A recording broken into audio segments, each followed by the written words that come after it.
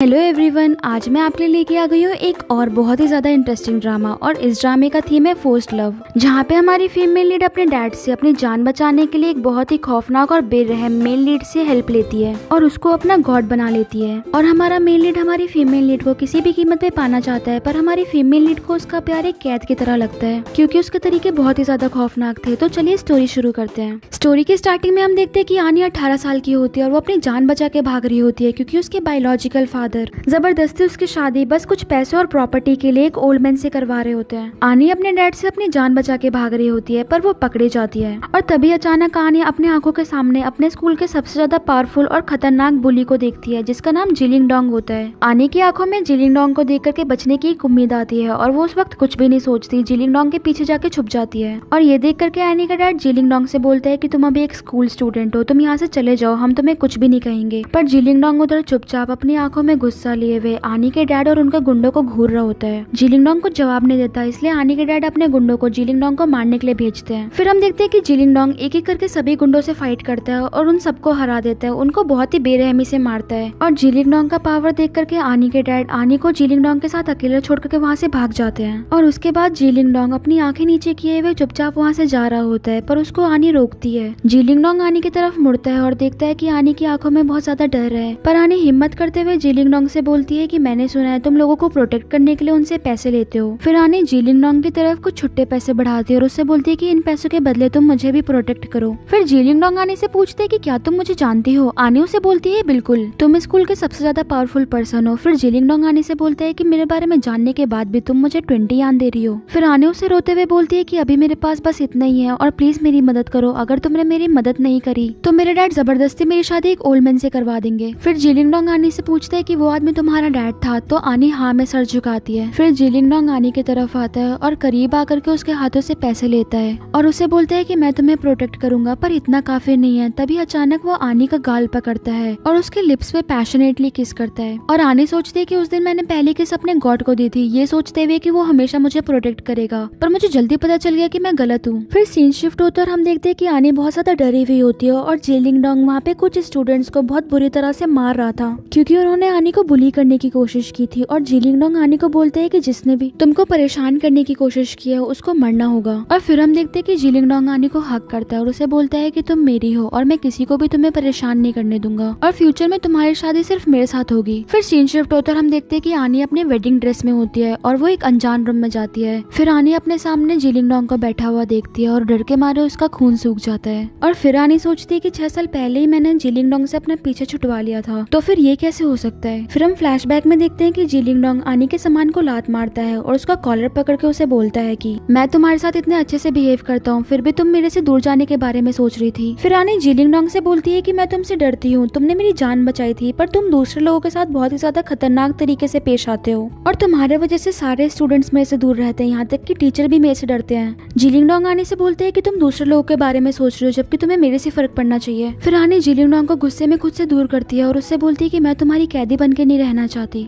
और उसे जाने देने की भीख मांगने लगती है। जिलिंग डोंग आनी के करीब आकर के आनी को संभालने की कोशिश करता है, पर आनी उससे बहुत ज्यादा डर रही होती है और आनी को इस तरह से देख करके वो आनी को बोलते है कि अभी के अभी यहाँ से चली जाओ और आइंदा मेरे पास कभी मत आना। फिर सीन शिफ्ट होता है और आनी अपने सामने एक आदमी को देखती है जिसने मास्क पहना हुआ था और आनी सोचती है कि शायद मैंने गलती से जिलिंग डोंग को जीशियान समझ लिया होगा। फिर जीशियान आनी को अपने पास आने के लिए बोलता है, पर जीशियान की आवाज आनी को बिल्कुल जिलिंग डोंग की तरह लगती है और आनी डरते डरते जीशियान की तरफ कदम बढ़ाती है। जब आनी जीशियान के करीब आती है तो जीशियान आनी का हाथ पकड़ के उसे अपनी गोद में बिठा लेता है और उससे उसका नाम पूछता है। आनी को याद आता है कि उसकी स्टेप सिस्टर ने और डैड ने उसको फेक आइडेंटिटी अपनी बनाने के लिए बोला था, इसलिए आनी जीशान को अपना नाम रो बताती है। पर जीशान की टोन समझ करके आनी को लगता है कि जीशान को पता है कि आनी उससे झूठ बोल रही है और उससे पहले आनी अपनी सफाई में कुछ बोलती जीशान आनी को फोर्सफुली किस कर लेता है। आनी को जीशान की किस बिल्कुल जिलिंग डोंग की तरह लगती है और वो खुद को जीशान से दूर करती है, पर जीशान आनी के पीछे जाता है और उसकी कमर को पकड़ के उसे अपनी तरफ खींचता है। आनी उसे रोकने की कोशिश करती है, पर वो बोलता है कि तुम्हारे मना करने से मुझे कोई फर्क नहीं पड़ता। और फिर लीशन आनी को विंडो की तरफ धकेल देता है और जाकर के उसको बैक हग करता है और लीशन फोर्सफुली आनी के नेक पे किस कर रहा होता है और आनी समझ जाती है कि अब लीशन अपना कंट्रोल खो चुका है। और तभी आनी अपने सामने एक बाथरूम देखती है और लीशन को बहाना बनाती है और बोलती है कि मेरी बॉडी बहुत गंदी है, मैं अभी बात लेकर के आती हूँ, और लीशन उसे जाने देता है। और फिर हम देखते हैं कि लीशन अपना मास्क उतारता है और अपने आप से बोलता है कि आनी मैंने तुम्हारा 6 साल तक वेट किया है और अब तुम मेरे से बच करके कहीं पे भी नहीं भाग सकती। और हमें पता चलता है कि जीशियन और जीलिंगडोंग एक ही इंसान है। फिर लीशियन अपनी मेड को आनी को मिल्क देने के लिए बोलता है जिसमें उसने नींद की दवाइयाँ मिलाई थी। फिर आनी बात लेकर के अपने रूम में आती है तो मेड उसे मिल्क देती है और बोलती है कि ये आपके लिए यंग मास्टर ने भेजा है। फिर आने वो मिल्क पीती है तो मेड उसे बताती है कि यंग मास्टर आपसे सच में बहुत ज्यादा प्यार करते हैं। मैंने पहले उन्हें कभी भी किसी की इतनी परवाह करते हुए नहीं देखा था। फिर आने मेड से पूछती है कि जीशियन किधर है। फिर मेड आने को बताती है कि आज आपका जी फैमिली में फर्स्ट डे है और यंग मास्टर आपको अनकंफर्टेबल नहीं करना चाहते, इसलिए आज आप आराम से सो जाओ, वो आपसे जल्दी मिलेंगे। फिर आनी मेड को बोलती है कि अब मुझे नींद आ रही है तो मेड आनी को सुला करके वहाँ से चली जाती है। और फिर हम देखते हैं कि मेड के जाने के बाद आनी के रूम में लीशान आता है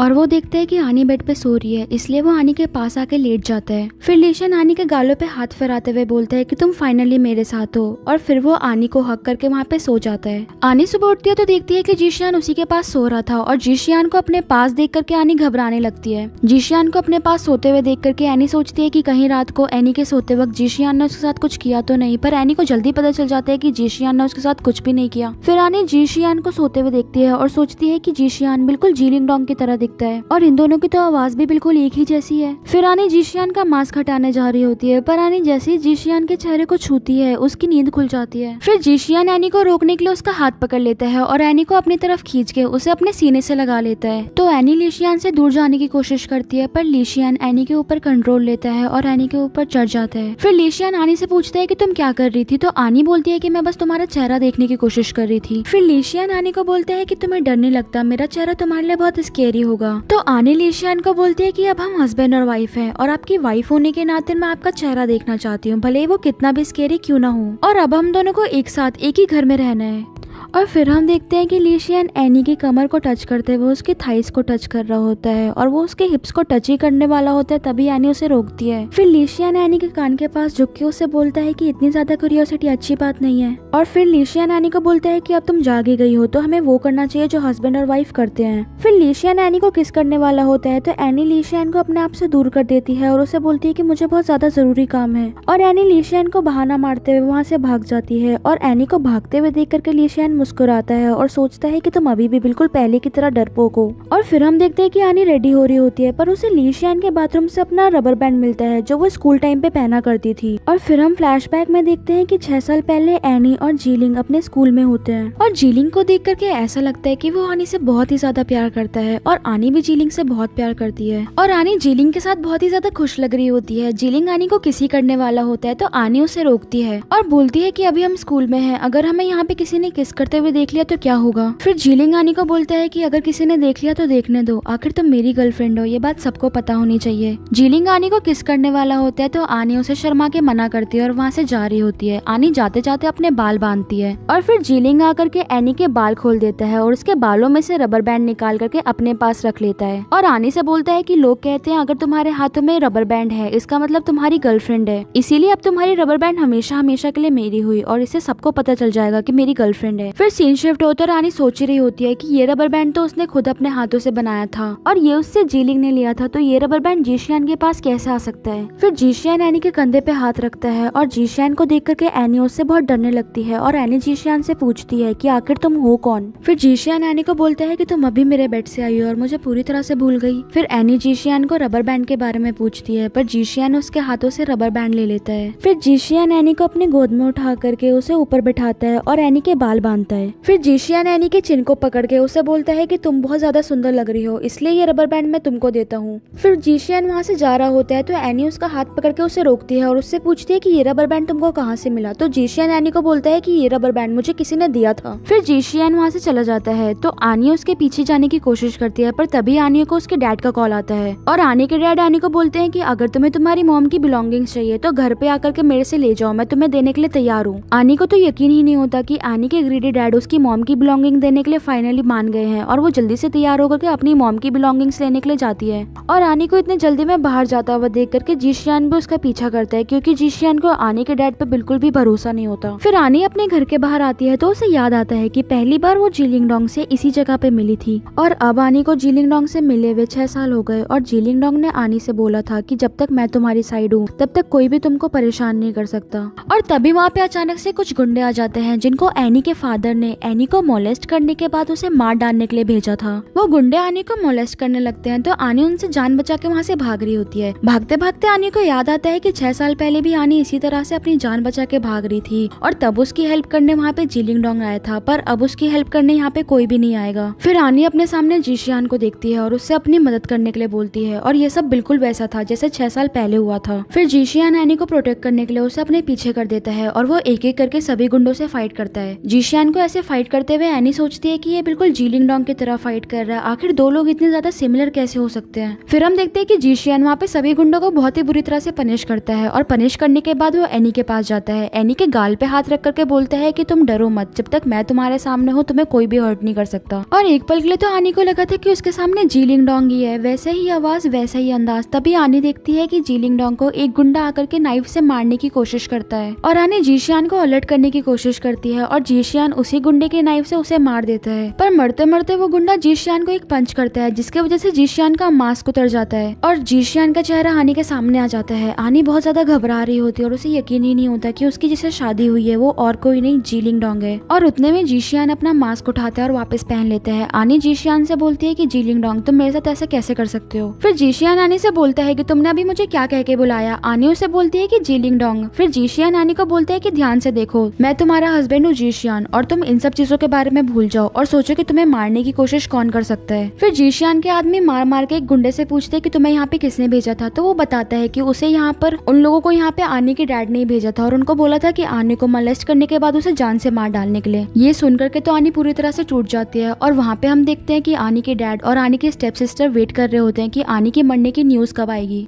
और हमें पता चलता है कि आनी के डैड आनी को इसलिए मारना चाहते हैं क्योंकि आनी बार बार अपनी मॉम की बिलोंगिंग्स के बारे में पूछती थी और अब तक उन्होंने आनी को सिर्फ इसीलिए जिंदा रखा था ताकि वो आनी की शादी किसी रिच पर्सन से करवा सके और उनको डोरी का बहुत सारा पैसा मिल सके। और एनी की मॉम ने भी एनी के लिए बहुत सारी प्रॉपर्टी छोड़ी थी। एक बार डोरी का पैसा आने के बाद वो एनी की प्रॉपर्टी भी हथियाना चाहते थे, इसलिए वो एनी को मार डालना चाहते थे। और फिर हम देखते हैं कि आनी के फादर और आनी की स्टेप सिस्टर रो सोच रहे होते हैं कि आनी के मरने के बाद वो बहुत सारी शॉपिंग करेंगे और बहुत सारी एक्सपेंसिव चीजें खरीदेंगे। पर तभी वहाँ पे आनी आती है और वो दोनों तो आनी को देख करके एकदम शॉक हो जाते हैं। और आनी के पीछे लीशियान और उसके गार्ड्स भी आते हैं। लीशियान के गार्ड्स आनी के डैड और आनी के स्टेप सिस्टर को आनी के सामने नील डाउन करवा देते हैं। फिर लीशियान आनी के फादर से बोलते हैं कि तुम्हारी हिम्मत कैसे हुई कि तुमने मेरी वुमन को हर्ट करने की कोशिश की। फिर आनी के फादर लीशियान से माफी मांगने लगते हैं पर लीशियान उनको किक कर देता है तो आनी के फादर आनी से माफी मांगने लगते हैं और वो एनी से बोलते हैं कि तुम मेरी वजह से इतनी अच्छी लाइफ जी रही हो, चलो अब तुम मुझे माफ कर दो। फिर आनी अपने फादर का कॉलर पकड़ती है और उनसे बोलती है कि तुमने मेरे को मोलेस्ट करवाया और तुमने अपनी ही बेटी को मारने की कोशिश की और तुम मेरे से इस तरह से माफी मांग रहे हो कि जैसे कुछ हुआ ही नहीं हो। मैं तुम्हें कभी भी माफ नहीं करूंगी। फिर आनी के फादर आनी को बोलते हैं कि मैंने हमेशा तुम्हें एक अच्छी लाइफ दी है और अगर तुम इस बार मुझे माफ कर दोगी तो मैं तुम्हारी मॉम के एशेस तुम्हें वापस कर दूंगा।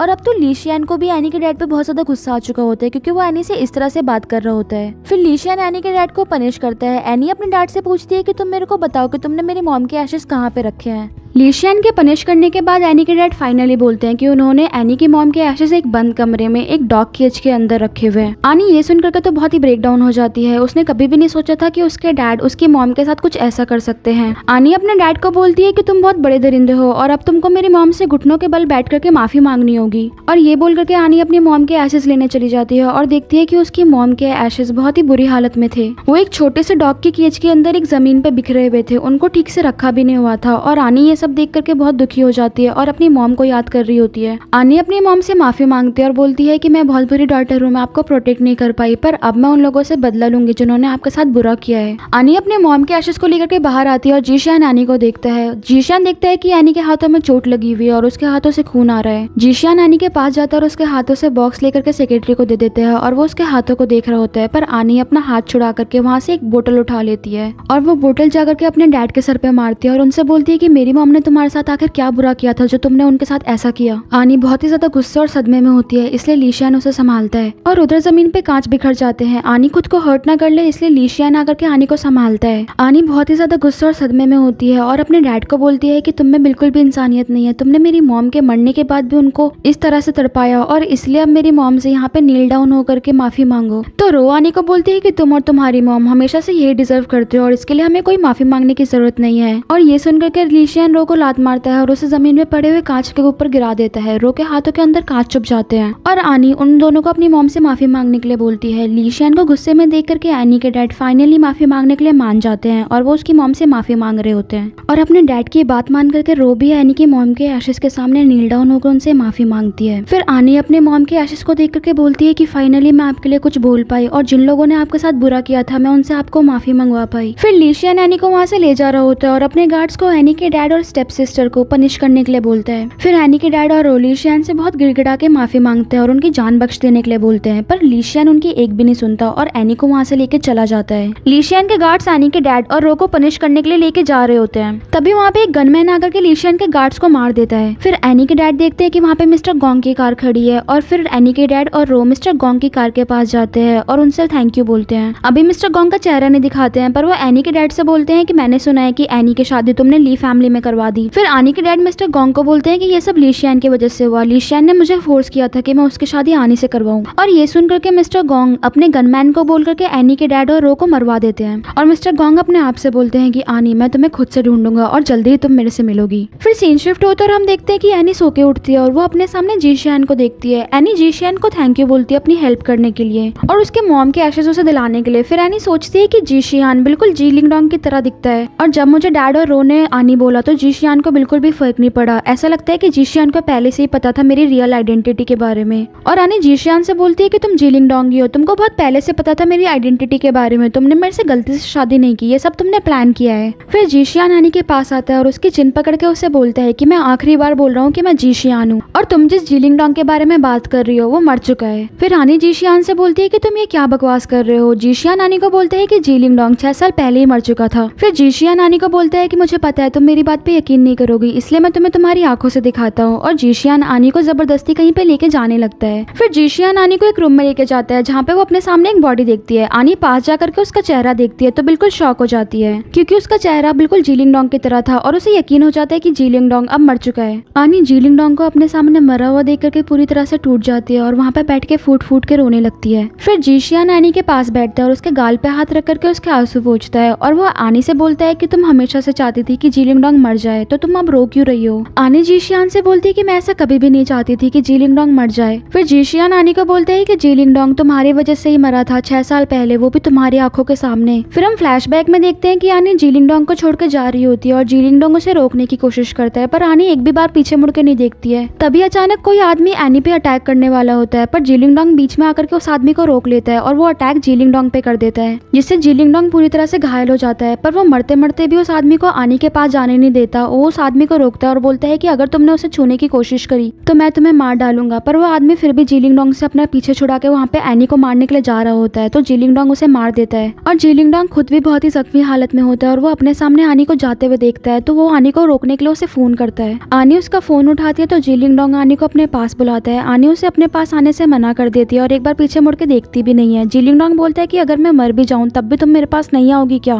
फिर आनी जी लिंग डोंग को बोलती है कि अब तुम्हारे जीने मरने से मुझे फर्क नहीं पड़ता और वो फोन काट करके बिना पीछे मुड़े वहाँ से चली जाती है। फिर सीन शिफ्ट होता है और जी शियान आनी को बताता है कि इसी तरह से जी शियान तुम्हें बचाते बचाते मर गया और जब जी लिंग डोंग को जी फैमिली ने ढूंढा तो उसकी बॉडी पे 16 टाइम्स नाइफ से अटैक किया गया था और जी लिंग डोंग अपने आखिरी दम तक तुम्हारे बारे में सोचता रहा और तुम्हें ही बुलाता रहा, पर तुमने एक भी बार उसकी तरफ मुड़ के भी नहीं देखा और वो बेचारा मर गया। आनी को बहुत ज्यादा बुरा लग रहा होता है ये सब सुन के और वो बहुत ज्यादा फूट फूट के रो रही होती है। फिर वो जी लिंग डोंग की बॉडी के पास जाती है और उससे माफी मांगती है। फिर आनी रोते हुए जी लिंग के चेहरे को छूती है और उससे बोलती है कि मेरे को माफ कर दो, मुझे नहीं पता था कि तुम्हारे साथ इतना सब कुछ हो गया। तभी जी शियान आनी को बोलता है कि तुम हमेशा मेरे पे शक करती थी ना कि ये रबर बैंड मेरे पास कैसे आया। और फिर जी शियान बोलता है कि जी लिंग डोंग ने मरते वक्त इस रबर बैंड को बहुत टाइट से पकड़ा हुआ था। फिर जी शियान आनी की रबर बैंड जमीन पे गिरा देता है और उसे बोलता है कि तुम अब इसे वापस ले सकती हो। आनी वो रबर बैंड जमीन से उठा के अपने हाथ में लेती है और उसे फ्लैशबैक में याद आता है कि कैसे जी लिंग डोंग आनी से रबर बैंड लेके जा रहा था। आनी उसे रोकती है और उससे बोलती है कि ये लड़कियों की पहनने की चीज है, अगर तुम इसको अपने हाथ में पहन के घूमोगे तो सब तुम पे हंसेंगे। तो जी लिंग डोंग आनी को बोलता है कि किसमें हिम्मत है जो मेरे पे हंस सके और मुझे तो तुम्हारी दी हुई किसी भी चीज को पहनने में कोई भी शर्म नहीं है। फिर जी लिंग डोंग आनी को किस करता है और उसको बोलता है कि मैं ये पूरी दुनिया को बताना चाहता हूँ कि तुम सिर्फ मेरी हो। और फिर हम देखते हैं कि आनी अपनी और जी लिंग डोंग की पुरानी मेमोरीज याद करके बहुत ज्यादा रो रही होती है और तभी वहाँ पे सेक्रेटरी आता है और वो जी लिंग डोंग से चुपके से बोलता है कि आपने मैडम से झूठ क्यों बोला, ये बॉडी तो जी शियान की है और आप ही जी लिंग डोंग हो। जी लिंग डोंग सेक्रेटरी को चुप रहने के लिए बोलता है और देखता है कि आनी रोते रोते बेहोश हो गई है। जीलिंग डोंग फिर आनी को अपने गोद में उठा लेता है और उसे बेड पे लेके आता है। फिर जीलिंग डोंग सेक्रेटरी को डॉक्टर को लाने के लिए बोलता है। जीलिंग डोंग आनी को अपने गोद में बिठा करके उसको हक करके रखा होता है तो आनी को थोड़ा बहुत होश आता है। फिर आनी उसका चेहरा छूती है और उसको बोलती है कि जीलिंग डोंग तुम वापस आ गए हो, अगर तुम्हें मुझे डांटना है तो तुम डांट सकते हो। मैं बहुत ज्यादा बुरी इंसान हूँ और मैंने तुम्हारे साथ बहुत बुरा किया, पर मेरे पास और कोई चॉइस नहीं थी। पर जब तुमने उस दिन मुझे कॉल किया था तो मेरे डैड मुझे ब्लैकमेल कर रहे थे और उन्होंने मेरे से बोला था कि अगर मैं तुम्हारे पास वापस जाऊंगी तो वो मेरी मॉम की अस्थियां गटर में फेंक देंगे, इसलिए मैंने चाहते हुए भी तुम्हारी तरफ मुड़ के नहीं देखा और तुम इतनी बुरी तरह से इंजर्ड हो, मुझे इस बारे में कुछ भी नहीं पता था, मैं बहुत ज्यादा डर गई थी, प्लीज मुझे माफ कर दो। फिर लीशियान आनी को बहुत टाइटली हक कर लेता है और उसको बोलता है कि मैं अब तक तुम्हें गलत समझता आया था, मुझे लगा कि तुम मेरे से पीछे छुड़वाने के लिए मेरे से दूर गई थी। फिर आनी जीलिंग को बोलती है कि मैंने तुमसे कभी पीछा नहीं छुड़वाना चाहा था, मुझे पता है कि तुम मेरे से ऑब्सेस्ड हो, पर मैं भी तुमसे बहुत ज्यादा प्यार करती थी। और ये सुनकर के जीलिंग आनी को किस करता है, पर तब तक सेक्रेटरी डॉक्टर को लेके आ जाता है। फिर जीलिंग आनी को आराम से बेड पे लेटा देता है और बाहर चला जाता है। बाहर सेक्रेटरी जीलिंग से पूछता है कि क्या हुआ। फिर जीलिंग सेक्रेटरी को बताता है कि उसने 6 साल तक आनी को गलत समझा, आनी ने उसे नहीं छोड़ा था और आनी को 6 साल तक सब कुछ सहना पड़ा। फिर सेक्रेटरी बोलता है कि अगर ऐसी बात है तो आप मैडम को सच क्यों नहीं बता देते। फिर जीलिंग सेक्रेटरी को बोलता है कि अब कोई फायदा नहीं है क्योंकि वैसे भी मैं मरने वाला हूँ। आनी समझती है कि जीलिंग मर चुका है तो उसके लिए वही बेहतर है, अगर आनी को इस बारे में पता चला तो उसको और भी ज्यादा दुख होगा। फिर सेक्रेटरी जीलिंग से बोलता है कि आपके लिए ये बर्दाश्त करना बहुत ही ज्यादा मुश्किल होगा क्योंकि मैडम कभी भी आपके पास होकर के भी आपके करीब नहीं आएंगी। फिर जीलिंग सेक्रेटरी को बोलता है कि जब तक आनी खुश है मुझे किसी और चीज से फर्क नहीं पड़ता। और फिर वो आनी के रूम में जाता है। डॉक्टर उसे बताते हैं कि मैडम बहुत ज्यादा कमजोर है और उन्हें खाने की जरूरत है, अगर वो अच्छी तरह से खाना नहीं खाएंगी तो उनकी हालत और भी ज्यादा खराब हो जाएगी। फिर जीलिंग डोंग आनी के पास बैठता है और उसका सर सहलाते हुए उससे माफी मांगता है। थोड़ी देर बाद आनी को होश आता है और आनी अपने सामने जीलिंग डोंग को बैठा हुआ देखती है। आनी को याद आता है कि जीलिंग डोंग मर चुका है और ये जीशियान है। जीलिंग डोंग आनी के पास उसकी मेडिसिन लेके आता है तो आनी मेडिसिन लेने से मना कर देती है। तो जीलिंग डोंग आनी को उसके बैंगल्स पहनाता है और वो देखता है कि आनी रो रही है तो वो आनी से पूछता है कि तुम अभी भी जीलिंग डोंग के डेथ को लेकर के बहुत गिल्टी हो। फिर आनी अपने आंसू पोंछती है और बोलती है कि मिस्टर जीशियान, क्या आप मुझे जीलिंग डोंग के बारे में और भी कुछ बताओगे? मैं जीलिंग डोंग के बारे में शायद कुछ नहीं जानती और मैं उसके बारे में सब कुछ जानना चाहती हूँ क्योंकि मुझे नहीं पता था कि जीलिंग डोंग मेरे लिए अपनी जान भी दे सकता है। फिर वो बोलता है कि जीलिंग डोंग ने एक डायरी लिखी थी जिसमें उसने सब कुछ तुम्हारे बारे में लिखा था, अगर तुम मुझे खुश करो तो मैं वो डायरी तुम्हें दे सकता हूँ। फिर आनी जीलिंग के पास आती है और उसे किस करती है। जीलिंग भी आनी को फिर बहुत ही ज्यादा पैशनेटली किस करता है। उसके बाद आनी जीलिंग से पूछती है कि क्या अब तुम सेटिस्फाई हो। फिर जीलिंग आनी का चिन्ह पकड़ता है और उसको बोलता है नहीं। आनी फिर पूछती है कि मैं क्या करूँ तुम्हें सेटिस्फाई करने के लिए। फिर जीलिंग आनी को बोलता है कि पहले तुम अपनी मेडिसिन लो। तो आनी अपनी मेडिसिन लेती है। फिर जीलिंग आनी को उसकी डायरी ला के देता है जो उसने पहले लिखी थी और बोलता है कि अगर तुमने मेरी सारी बातें मानी तो मैं तुमको एक एक पेज करके जीलिंग की पूरी डायरी पढ़ने दूंगा। और फिर वो आनी को एक पेज डायरी का देकर के वहाँ से चला जाता है। फिर आनी जब डायरी का पेज पढ़ती है तो उसे पता चलता है कि जब आनी स्कूल में थी कुछ बच्चों ने उसके साथ प्रैंक करने की कोशिश की थी। कुछ स्टूडेंट्स ने आनी के लंच में मरा हुआ जानवर रख दिया था जिससे आनी जब भी खाना खाने की कोशिश करे उसको वही याद आए और भूखी मर जाए। पर जीलिंग को जब इस बारे में पता चलता है तो वो उन लोगों को बहुत ही ज्यादा ब्रूटली पनिश करता है। आनी को पहले इस बारे में कुछ पता नहीं था इसलिए वो अब तक जीलिंग को गलत समझती आई थी और वो उसको एक पावरफुल बुली समझती थी। और अब जब आनी को पता चल जाता है कि जीलिंग ने ये सब बस इसीलिए किया था ताकि आनी भूखी ना रहे तो उसे बहुत बुरा लगता है। फिर आनी आगे बढ़ती है कि जीलिंग हमेशा उसके लिए खाना लेके आता था ताकि आनी कभी भूखी ना रहे। फिर आनी सोचती है कि जीलिंग मेरे बारे में इतना सोचता था और मेरा इतना ध्यान रखता था पर मैंने हमेशा जीलिंग के बिहेवियर को कंट्रोलिंग माना। फिर हमें फ्लैशबैक में दिखाते हैं कि जीलिंग आनी के लिए खाना लेके आता है पर आनी खाना खाने से मना कर देती है। फिर जीलिंग उसको प्यार से बोलता है कि अगर तुमको खाना खाने का मन नहीं है तो कम से कम ये मिल्क पी लो। फिर आनी जीलिंग के हाथों से लेकर के मिल्क पीती है और जीलिंग उसे मिल्क पीते हुए देख रहा होता है। जीलिंग को खुद की तरफ देखते हुए आनी उससे पूछती है कि क्या हुआ। जीलिंग आनी का जवाब नहीं देता पर आनी को अपनी तरफ खींच के वो उसे किस करता है। फिर आनी आगे पढ़ती है कि जीलिंग ने लिखा था कि मेरी सबसे बड़ी विश है और वहीं पे वो पेज खत्म हो जाता है। आनी को जीलिंग की सबसे बड़ी विश जाननी होती है इसलिए वो डायरी का नेक्स्ट पेज लेने के लिए जीशियान के पास जल्दी से जाने का सोचती है। आनी सीढ़ियों से भागते हुए जीशियान के पास जा रही होती है पर उसका बैलेंस बिगड़ जाता है। आनी गिरने वाली होती है पर जीशियान आनी को बचा लेता है। फिर आनी जीशियान को बोलती है कि मेरे को डायरी का नेक्स्ट पेज चाहिए और इसके लिए मैं कुछ भी करने के लिए तैयार हूँ। और आनी बेचारी को तो अब तक नहीं पता था कि उसके सामने अभी भी जीलिंग ही खड़ा है। फिर जीशियान आनी को बोलता है कि अगर तुमको डायरी का पेज चाहिए तो तुमको मेरी बात माननी होगी और तुमको बहुत सारा खाना खाना होगा। और वो मेड को आने के लिए खाना लाने के लिए बोलता है। फिर मेड आने के लिए खाना लेके आती है। फिर जीशियान मेड से लेकर के आनी को वो खाना देता है और उसको बोलता है कि अगर तुमने ये पूरा फिनिश किया तो मैं तुमको डायरी का नेक्स्ट पेज दूंगा। आनी ये सुन करके जल्दी से खाना खाने लगती है और जीशन सोचता है कि पहली बार तुमको मैंने अपने बारे में इतना जानने के लिए इतना एक्साइटेड देखा है। आनी को अच्छे से खाना खाते हुए देख करके जीशियन डायरी का नेक्स्ट पेज आनी को फाड़ के देता है और वहाँ से चला जाता है। फिर आनी आगे पढ़ती है कि जीशियन की सबसे बड़ी विश थी, उसने लिखा था कि आनी हमेशा खुश रहे। जीशियन भी आनी को छुप के खाना खाते हुए देख रहा होता है और आनी उस पेज को अपने सीने से लगा करके रोने लगती है। और फिर हम देखते हैं कि आनी और जीशियन को अपनी पुरानी मेमोरीज याद आ रही होती है और अब जीशियन से बर्दाश्त नहीं होता। वो आनी को इतना रोते हुए देख करके अपने बारे में बताने ही वाला होता है, पर तभी वहाँ पे सेक्रेटरी आ जाता है। फिर सेक्रेटरी जीशियन से बोलता है कि बॉस एक बुरी खबर है, एनी के डैड और रो को गोंगमिंग ने मार डाला और अभी तक हम गोंगमिंग के बारे में कुछ भी नहीं जानते हैं। अभी तक हमने इस ड्रामे में उसका चेहरा भी नहीं देखा होता है। तो चलिए आगे सीन शिफ्ट होता है। आनी खाना खा रही होती है और मेड से पूछती है कि जीशियन किधर है। तो मेड आनी को बताती है कि जीशियन एक बिजनेस ट्रिप पे गए हैं और फिर आनी सोचती है कि जीशियन जीलिंगडोंग की डायरी भी अपने साथ बिजनेस ट्रिप पे लेके चला गया है और मुझे वो डायरी आगे पढ़नी है। तभी आनी को एक बहुत ही बड़ी मुफान नाम की ज्वेलरी डिजाइनिंग की कंपनी से कॉल आता है। आनी उन लोगों को बोलती है कि ठीक है, मैं कुछ दिनों बाद आपको इंटरव्यू देने आती हूँ और वो आनी को बताते हैं कि 2 घंटे में उसका इंटरव्यू है। अगर वो 2 घंटे में नहीं आ पाई तो फिर वो इंटरव्यू नहीं दे पाएगी। फिर आनी याद करती है कि ली शियन ने उसे जाते वक्त कहीं पे भी बाहर जाने के लिए मना किया था और उसे बोला था कि बाहर सेफ नहीं है, जब तक मैं वापस नहीं आ जाता तुम इस घर से बाहर नहीं जाओगी। फिर ली शियन आनी के गाल पे हाथ रख करके बोलता है कि अगर तुमने एक कदम भी इस घर से बाहर रखने का सोचा तो मैं जीलिंगडोंग की डायरी जला दूंगा। आनी ये सब सोच रही होती है, तभी उसे मुफांग वाले बोलते हैं कि अगर आज आप इंटरव्यू देने नहीं आए तो आज के बाद आपका इंटरव्यू कभी नहीं होगा। आनी 3 साल से इस कंपनी के लिए प्रिपेयर कर रही होती है, इसलिए वो ये अपॉर्चुनिटी जाने नहीं देना चाहती और वो सोचती है कि 2 घंटे में इंटरव्यू खत्म हो जाएगा। फिर आनी सोचती है कि 2 घंटे में मेरा इंटरव्यू खत्म हो जाएगा, अगर मैं चली भी जाऊँ तो किसी को पता नहीं चलेगा। और वो कंपनी को बोलती है कि ठीक है मैं आ रही हूँ। और फिर हम देखते हैं कि आनी छुप के जा रही होती है, पर उसे जाते जाते वहाँ पे गार्ड्स देख लेते हैं। गार्ड्स आनी को रोकने की कोशिश करते हैं पर आनी वहाँ से भाग जाती है। फिर गार्ड्स ली शियन को इन्फॉर्म करने की कोशिश करते हैं, पर तभी वहाँ पे उन्हें गोंगमिंग का आदमी अचानक से आकर के मार डालता है और वो गोंगमिंग से बोलता है कि सर मैंने इधर हर चीज का ध्यान रख लिया है। और हमें फाइनली गोंगमिंग का चेहरा दिखाया जाता है और इधर तब तक ली शियन को भी पता चल जाता है कि घर में कुछ तिगड़म हुई है, 2 गार्ड्स मरे पड़े हैं और आनी घर पे नहीं है। वो अपने सेक्रेटरी से तुरंत आनी की लोकेशन पता करने के लिए बोलता है और सब कुछ कैंसिल करके उधर जाने के लिए बोलता है। आनी इंटरव्यू देने आती है तो सुनती है कि सभी लोग गोंगमिंग की बुराई कर रहे हैं और बोलते हैं कि गोंगमिंग बहुत ही ज्यादा गुस्सैल है। और तभी सामने से गोंगमिंग आता है। आनी को ऐसा लगता है कि वो पहले भी गोंगमिंग से मिल चुकी है। गोंगमिंग आनी को देखता है और अपने मन में सोचता है कि फाइनली आनी अब तुम इधर हो। और फिर हम देखते हैं कि गोंगमिंग आनी को इंटरव्यू के लिए बुलाता है और मुफान का चेयरपर्सन होते हुए भी वो आनी का इंटरव्यू खुद अपने आप लेता है। वो आनी को देख करके बोलता है कि तुम बिल्कुल वैसी दिखती हो। आनी ये बात समझ नहीं पाती और उससे पूछती है आपका क्या मतलब है, पर गोंगमिंग अपनी बात काट देता है और आनी को बहुत ज्यादा सैलरी ऑफर करता है। इतनी ज्यादा सैलरी सुनकर के आनी बोलती है कि आप मजाक मत करो, मैं अभी न्यू कमर हूँ और आप इतनी ज्यादा सैलरी मुझे कैसे दे सकते हो। फिर गोंगमिंग आनी से बोलता है कि मैं कोई मजाक नहीं कर रहा, जब तक तुम गोंग फैमिली में मुफांग के अंदर रहोगी तब तक तुम जितना चाहे उतना पैसा ले सकती हो,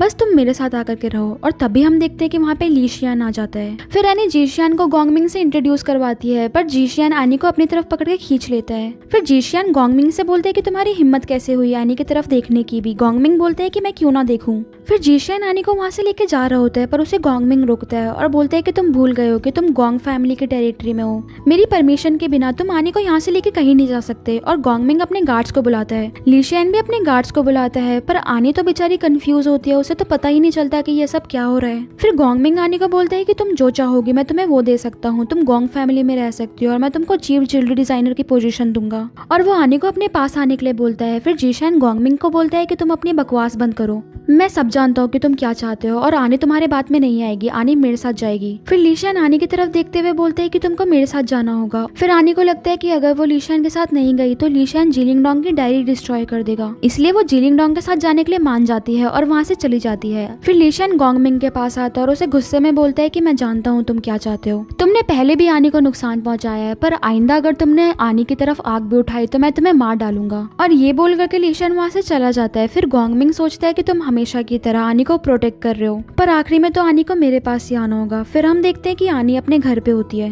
और ली शियन आनी को गुस्से में सोफा पे पटकता है और उसको बोलता है कि मैंने तुम्हें बाहर जाने से मना किया था और तुम सीधा गोंगमिंग से मिलने चली गई। आनी बोलती है कि मुझे भी इस बारे में नहीं पता था। तो ली शियन बोलता है कि तुम्हें गोंगमिंग मार डालना चाहता है। फिर ली शियन गुस्से में सोफे पे अपना हाथ मारता है और आनी के गाल पकड़ के उसे बोलता है कि गोंगमिंग के लिए तुमको जान से मारना एक चींटी के मारने के बराबर छोटा काम है। और लीशियन को लगता है कि अभी वो बहुत ही ज्यादा गुस्से में है, इसलिए वो आनी से दूर हट जाता है और उसको बोलता है कि तुमको जितना भी गॉन्गमिंग पे कर रहा था मैं उसका डबल पे करने के लिए रेडी हूँ। फिर आनी लीशियन को बोलती है कि तुम मेरे बारे में बहुत गलत सोचते हो, मेरे को पैसों से फर्क नहीं पड़ता, मैं तो अपने सपनों को पूरा करना चाहती हूँ। वो जॉब लेने के लिए मैंने 3 साल मेहनत की थी, पर तुमने आकर के सब बर्बाद कर दिया। फिर लीशियन आनी के पास जाता है और उसका चिन पकड़ के उसे बोलता है कि लगता है आनी मुझे तुम्हें सबक सिखाना पड़ेगा, क्योंकि तुम मेरी किसी भी बात को प्यार से समझने के लिए तैयार नहीं हो। और वो मेड को जीलिंग की डायरी लाने के लिए बोलता है। मेड डायरी लेकर के आती है तो आनी घबरा करके लीशियन से डायरी छीनने की कोशिश करती है। लीशियन आनी को पकड़ता है और बोलता है कि आइंदा अगर तुम बाहर गई तो मैं ये डायरी तुम्हारी आंखों के सामने जला दूंगा। पर आनी वो डायरी लीशियन से लेने की कोशिश करती है और गलती से उसका हाथ लग जाता है, जिससे वो डायरी लीशियन के हाथ से छूट के आग में गिर जाती है। आनी उस डायरी को आग से निकालने के लिए जाने की कोशिश करती है, पर लीशियन आनी को रोकता है। लीशियन आनी को पूरी तरह से कवर कर लेता है ताकि वो आग के पास ना जा पाए। और आनी बेचारी अपने आंखों के सामने जीलिंग की डायरी जलते हुए देख रही होती है, पर वो कुछ नहीं कर पाती। अब तक जीलिंग डोंग की डायरी पूरी तरह जल जाती है और ये देख करके आनी रोते रोते जमीन पे गिर जाती है। और फिर आनी बोलती है कि अब सब बर्बाद हो गया, अब बस मैं मर जाना चाहती हूँ। ये सुनकर के जीलिंग को बहुत ही ज्यादा बुरा लगता है और वो आनी को खींच के अपने पास लाता है। फिर वो आनी के गाल पकड़ के उसे बोलता है कि तुम ऐसा सोच भी कैसे सकती हो, मैं ये सब कुछ बस तुमको प्रोटेक्ट करने के लिए कर रहा हूँ, गोंग फैमिली तुम्हें मारना चाहती है। फिर वो आनी को प्यार से सोफे पे बिठाता है और उसको बोलते है कि 6 साल पहले भी गोंग फैमिली ने किसी को तुम्हें मारने के लिए भेजा था। फिर आनी लीशियन से बोलती है कि आखिर गोंगमिंग मुझे मारना क्यों चाहेगा। फिर लीशियन आनी को बोलता है कि मैं इस टाइम पे तुम्हें सब कुछ नहीं बता सकता, पर प्लीज तुम मेरी बात मान करके गोंगमिंग से दूर रहो। फिर लीशियन आनी से माफी मांगता है और बोलता है कि मुझे जीलिंग की डायरी को आग में नहीं जलाना चाहिए था। एक्चुअली जीलिंग की डायरी आनी के हाथ लगने से आग में गिरी थी, पर लीशियन उसे ये बताना नहीं चाहता था ताकि आनी को और ज्यादा हर्ट ना हो। फिर सीन शिफ्ट होता है और हम देखते हैं कि जीलिंग एनी के पास आता है और उसको रेडी होकर के अपने फादर के बर्थडे पार्टी में चलने के लिए बोलता है। फिर जीलिंग बाहर जाकर के आनी का कार में बैठ के वेट कर रहा होता है और आनी उसके सामने रेडी होके आती है। आनी बहुत ही ज्यादा प्यारी लग रही होती है और लीशियन उसे देखते ही रहता है। तभी आनी कार में आके बैठ जाती है और लीशियन से बोलती है कि डिनर तो रात में है, तो आपने मुझे दोपहर में रेडी होने के लिए क्यों बोला।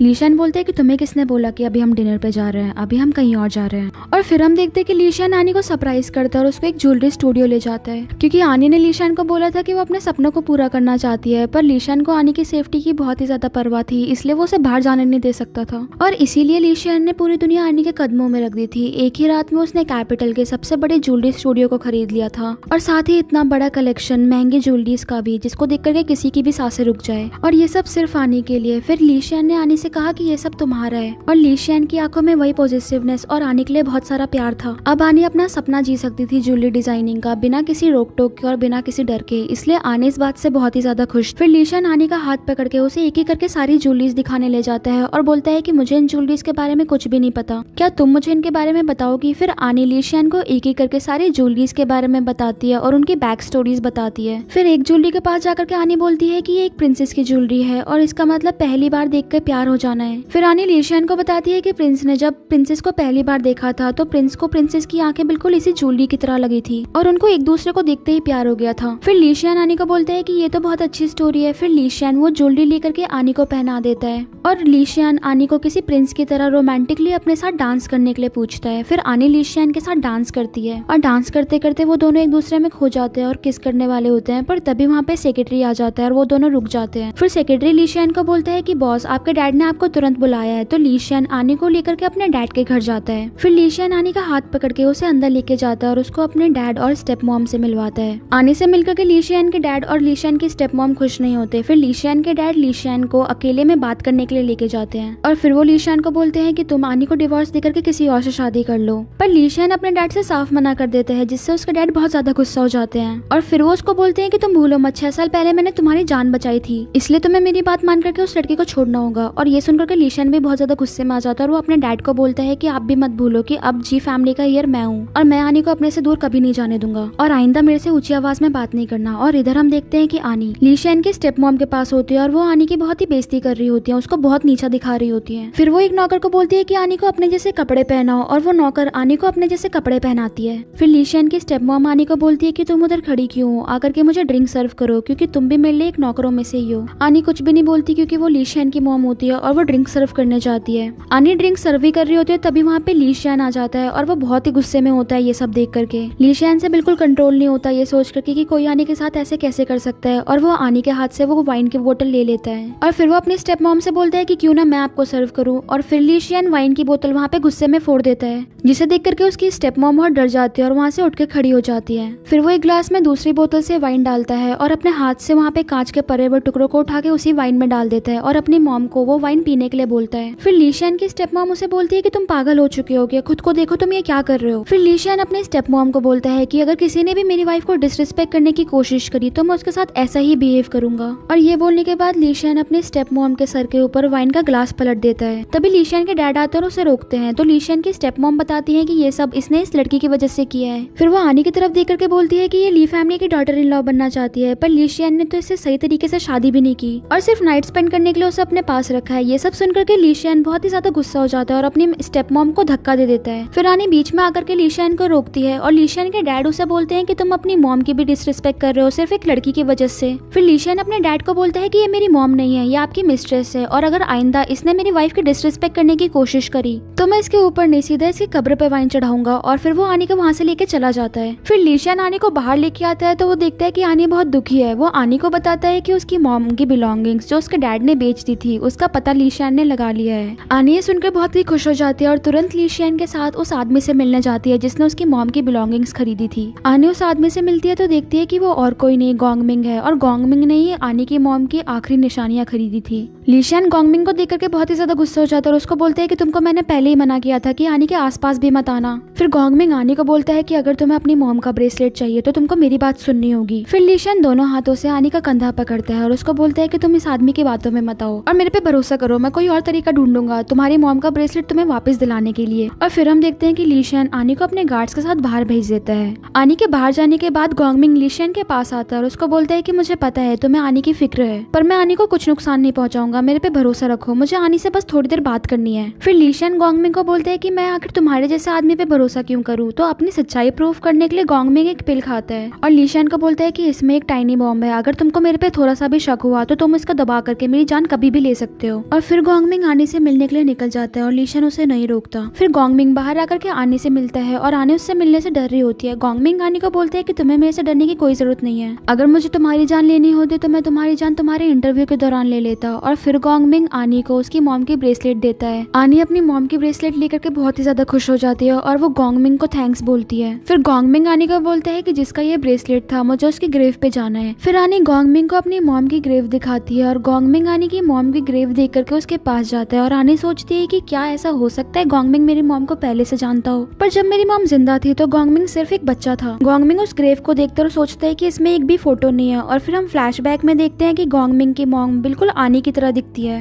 और उनको एक चेन से बांध रखा होता है और वो गोंगमिंग को बुला रही होती है। तभी गोंगमिंग को उसके डैड का कॉल आता है और वो गोंगमिंग से पूछते हैं कि तुम आनी को कब तक मार डालोगे। तभी वहाँ पे घबराते घबराते लीशियन आता है और वो आनी को पकड़ के पूछता है कि तुम ठीक हो ना, तुम्हें कुछ हुआ तो नहीं। और वो गोंगमिंग से बोलता है कि ये पहली और आखिरी बार था कि मैंने तुम्हें आनी से मिलने दिया। और फिर लीशियन आनी को लेके चला जाता है और फिर हम देखते हैं कि लीशियन और आनी कार में बैठ के जा रहे होते हैं, पर तभी उनका एक बहुत ही बुरा एक्सीडेंट हो जाता है जिससे लीशियन और आनी पूरी तरह से जख्मी हो जाते हैं। फिर लीशियन को थोड़ा होश आता है और वो अपनी मदद के लिए सेक्रेटरी को कॉल करता है और बेहोश हो जाता है। फिर लीशियन को होश आता है तो देखते हैं कि उसके सामने आनी है और वो एक बहुत ही ठंडे रूम में है। आनी होश में नहीं होती और उसे बहुत ठंड लग रही होती है। लीशियन उसे संभालता है जबकि वो खुद भी बहुत ही ज्यादा बुरी हालत में होता है। वो आनी को अपने आप से कवर कर लेता है और उसे अपने गोद में बिठा लेता है। आनी को बहुत ज्यादा ठंड लग रही होती है इसलिए वो अपनी कोट भी उतार करके आनी को पहना देता है और वो अपने बारे में बिल्कुल भी ना सोचते हुए बस आनी का ध्यान रख रहा होता है। और इधर हम देखते हैं कि ये सब जीलिंग डोंग की स्टेप मॉम ने किया था और इन सब चीजों को करने में उनकी हेल्प गोंगमिंग ने की थी। गोंगमिंग मिसेस जी से पूछता है कि जी शियान तो जी फैमिली का इकलौता ईयर है, तो आप उसके साथ इतना बुरा क्यों करना चाहती हो, और अगर चेयरपर्सन को इस बारे में पता चलेगा तो वो आपके साथ क्या करेंगे। फिर मिसेस जी गोंगमिंग को बोलती है कि ये आदमी जी शियान नहीं है, ये आदमी जीलिंग डोंग है, ये बस मेरी बेटी की आइडेंटिटी जी रहा है, ये जी फैमिली का एक इलेजिटिमेट चाइल्ड है और सब कुछ इससे मिल गया, जबकि जी शियान के मरने के बाद सब कुछ मुझे मिलना चाहिए था, क्योंकि मेरा बेटा जी शियान ही जी फैमिली का एक ट्रू हेयर था। उसने हमेशा जी फैमिली के बारे में सोचा, जबकि जीलिंग डोंग ने इस यूजलेस लड़की के अलावा और किसी भी चीज के बारे में नहीं सोचा। पर अब इन दोनों के मरने के बाद सब कुछ मेरा होगा, क्योंकि जो जी शियान को नहीं मिला वो मैं किसी और को लेने नहीं दूंगी। और फिर मिसेस जी टेम्परेचर को और ज्यादा लो करने के लिए बोलती है और बोलती है कि मैं इन लोगों को ठंड से मार डालना चाहती हूँ। अब जैसे ही टेम्परेचर और ज्यादा लो हो जाता है, आनी और जीलिंग डोंग की हालत बहुत खराब होने लगती है। जीलिंग डोंग इस वक्त अपने बारे में कुछ भी नहीं सोच रहा होता, वो बस आनी का सोचता है और उसको प्रोटेक्ट करने की कोशिश करता है। वो आनी को बाहर ले जाने के लिए दरवाजा खोलने की कोशिश करता है, पर उसके बहुत बार कोशिश करने के बाद भी दरवाजा नहीं टूटता है, क्योंकि मिसेस जी ने उस दरवाजे को इस तरह से लॉक करवाया था कि वो किसी के लिए भी खोलना पॉसिबल ना हो, और उसने आसपास के सारे सिग्नल्स भी ब्लॉक करवा दिए थे ताकि जीलिंग डोंग कॉल करके किसी को अपनी मदद के लिए बुला ना पाए।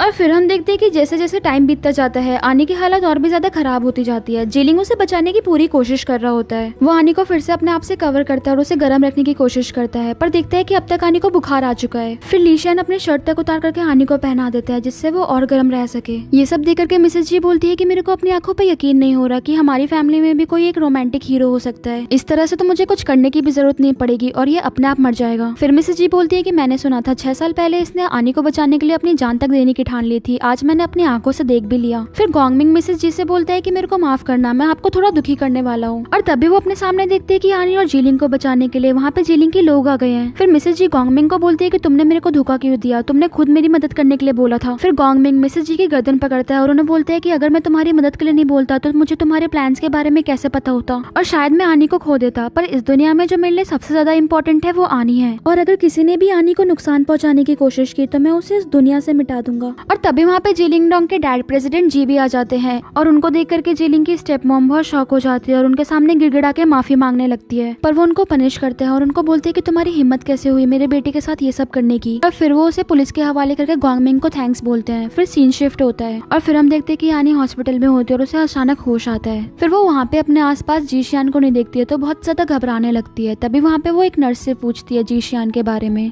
तो नर्स उसे बताती है कि जीशियान दूसरे रूम में है। तो वो जल्दी से दूसरे रूम में जाती है पर देखती है कि जीशियान उधर भी नहीं है। और तभी उसके पास प्रेसिडेंट जी आते हैं और वो उसे बताते हैं कि तुम्हारे वजह से मेरे बेटे का ये हाल हुआ है। फिर आनी बोलती है कि आपका क्या मतलब है, जीशियान से तो मैं कुछ दिनों पहले ही मिली हूँ। और फिर प्रेसिडेंट जी आनी को बताते हैं कि मेरे 2 बेटे थे, जीशियान और जीलिंग डोंग, और जीलिंग डोंग मेरा नाजायज बेटा है। जीशियान को एक दिमागी बीमारी थी जिसकी वजह से उसकी अचानक मौत हो गई। और फिर हम फ्लैशबैक में देखते हैं कि जीशियान के मरने के बाद प्रेसिडेंट जी फैमिली की रेपुटेशन बचाने के लिए जीलिंग डोंग को ढूंढते ढूंढते आते हैं। पर वो जब जीलिंग डोंग को देखते हैं तो वो बहुत ही जख्मी हालत में होता है और जीलिंग डोंग को देख करके उनको यकीन नहीं होता कि जिस बेटे को उन्होंने बचपन में ही अपने आप से बहुत दूर कर दिया था वो बिल्कुल जीशियान की तरह दिखता है। और वो जीशियान से पूछते हैं कि तुमने एक लड़की को बचाने के लिए अपनी जान दांव पे रख दी। जीलिंग डोंग उनको बोलता है कि मेरी लाइफ है, आपसे क्या लेना देना।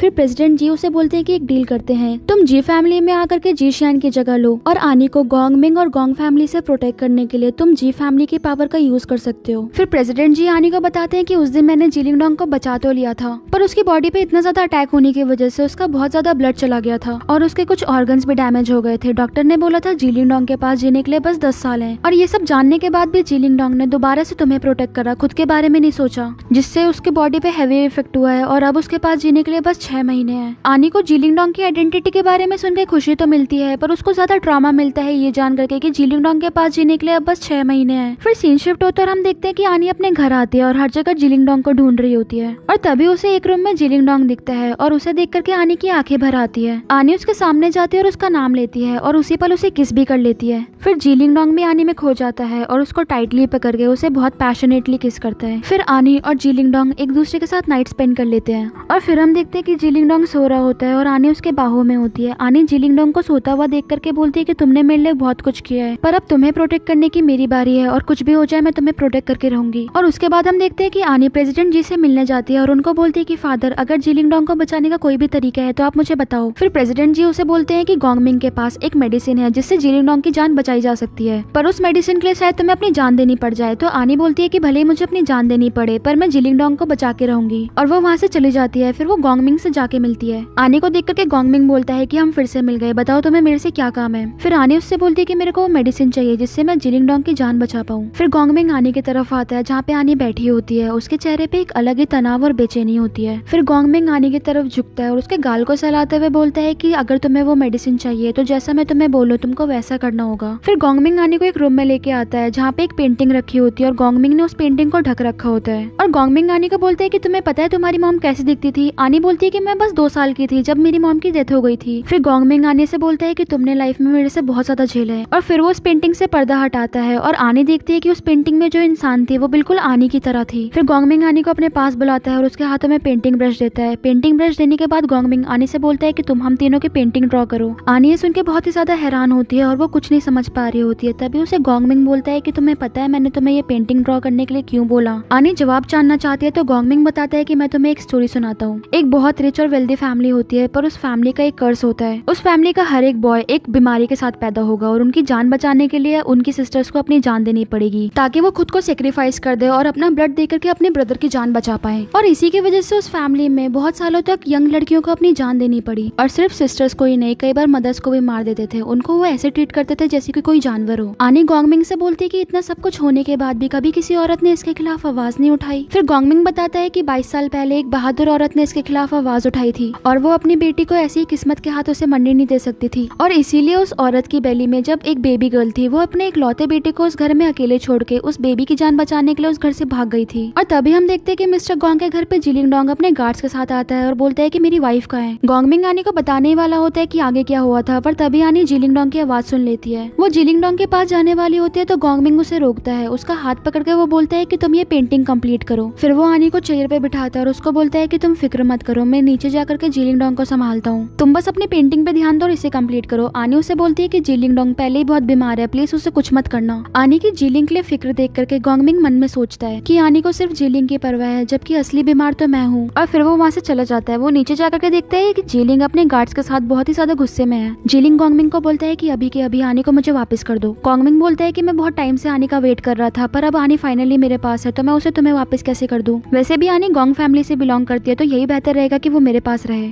और फिर हम देखते हैं कि जिलिंग गोंगमिंग के सर पे गन रखता है और उसे फाइनल वार्निंग देता है। और गोंगमिंग भी जिलिंग की गन गुस्से में अपने सर पे एम करता है और बोलता है कि आनी को मैं अपने मरते दम तक अपने पास रखूंगा, अगर तुम्हें मुझे मारना है तो तुम मार दो। जिलिंग अपनी गन गोंगमिंग पे चलाने वाला ही होता है, पर तभी वहाँ पे बीच में आनी आ जाती है और वो जिलिंग को प्रोटेक्ट करने के लिए जिलिंग के आगे आके खड़ी हो जाती है और गोंगमिंग से बोलती है कि आपने मुझे प्रॉमिस किया था कि आप जिलिंग को कोई नुकसान नहीं पहुंचाओगे। फिर गोंगमिंग आनी को बोलता है कि तुम देख नहीं सकती क्या किसने किस पे गन तानी हुई है। आनी थोड़ी सी एम्बेरेस हो जाती है और गोंगमिंग को बोलती है कि मैंने आपकी बताई हुई पेंटिंग फिनिश कर दी है। फिर गोंगमिंग को आनी अपनी पेंटिंग दिखाती है और आनी ने अपनी पेंटिंग में खुद को और गोंगमिंग को अपनी मॉम का हाथ पकड़ते हुए ड्रॉ किया था। गोंगमिंग उस पेंटिंग को देख रहा होता है और उसकी आंखें साफ बता रही होती है कि वो हमेशा से ऐसी पेंटिंग चाहता था। आनी गोंगमिंग को बोलने वाली होती है कि मैंने इस पेंटिंग को इस तरह से इसलिए पेंट किया, पर गोंगमिंग उसे बीच में रोक देता है और फिर वो आनी को बोलता है कि मैं चाहता था कि तुम ऐसी ही पेंटिंग बनाओ और बोलते है कि तुमने अपना काम बहुत अच्छे से किया है। फिर वो आनी के हाथ से पेंटिंग लेकर के आनी को वो मेडिसिन दे देता है जिससे जिलिंग की जान बच सके और आनी वो मेडिसिन लेकर के जिलिंग के साथ वहाँ से चली जाती है। आनी के जाने के बाद हम देखते हैं कि गोंगमिंग जमीन पे गिर जाता है और वो अपने आप से बोलता है कि मॉम, आनी हमारी पूरी फैमिली में सबसे ज्यादा खुश है। फिर सीन शिफ्ट होता है और इधर हम देखते हैं कि आनी और जिलिंग दोनों कंफ्यूज होते हैं और वो सोचते हैं कि गोंगमिंग ने सिर्फ पेंटिंग बनाने के लिए कहा और उसके बदले इतनी इंपॉर्टेंट मेडिसिन दे दी। आखिर असली में गोंगमिंग कौन है? और तभी वहाँ पे जिलिंग को मेडिसिन वाली बॉक्स से एक लेटर मिलता है और वो लेटर वो आनी को देता है। आनी उस लेटर को पढ़ती है और उसमें गोंगमिंग ने लिखा होता है कि मेरी प्यारी बहन, मैं तुम्हारा भाई हूँ और मैं जानता हूँ कि अभी तुम्हारे दिमाग में बहुत सारे सवाल होंगे, इसलिए मैं उनका जवाब इस लेटर में लिख रहा हूँ। फिर गोंगमिंग आगे लिखता है कि 25 साल पहले मॉम तुम्हें लेकर के गोंग फैमिली से चली गई थी और वो मुझे अकेला गोंग फैमिली में छोड़ गई थी, इसलिए मैं पहले तुम्हारे से नफरत करता था क्योंकि मॉम ने सिर्फ तुम्हारे बारे में सोचा था और मॉम का प्यार सिर्फ तुम्हें मिला। इसलिए जब गोंग फैमिली ने तुम पे अटैक करवाया तो सब कुछ जानते हुए भी मैंने कुछ नहीं कहा, पर जब मुझे पता चला कि जिलिंग ने अपनी जान पे खेल के तुम्हारी जान बचाई है तो मैं बहुत ज्यादा क्यूरियस हो गया और मैं सोचने लगा कि कोई किसी को अपनी जान से बढ़ के कैसे प्यार कर सकता है। पर जब मैंने जिलिंग को अपनी आंखों से खुद की परवाह ना करते हुए तुम्हें बचाते हुए देखा तब मुझे यकीन हो गया। फिर गोंगमिंग आगे लिखता है कि मुझे और मॉम को कभी भी प्यार नहीं मिला, पर मैं तुम्हारे लिए उम्मीद करता हूँ कि तुम हमेशा खुश रहो और तुम्हें जिंदगी में बहुत ज्यादा प्यार मिले और इसी उम्मीद में मैं इस दुनिया से जा रहा हूँ। और ये पढ़ते पढ़ते आनी की आंखों में आंसू आ जाते हैं। फिर जिलिंग आनी को याद दिलाता है कि गोंगमिंग हमेशा चाहता था कि तुम खुश रहो। आनी अपने आंसू पोंछ करके गोंगमिंग को थैंक यू बोलती है और सीन शिफ्ट होता है। फिर सीन शिफ्ट होता है और हम देखते हैं कि आनी पेंटिंग कर रही होती है, तभी वहाँ पे उसके पास जिलिंग आता है और वो आनी के लिए बहुत सारे लेटर्स लेके आता है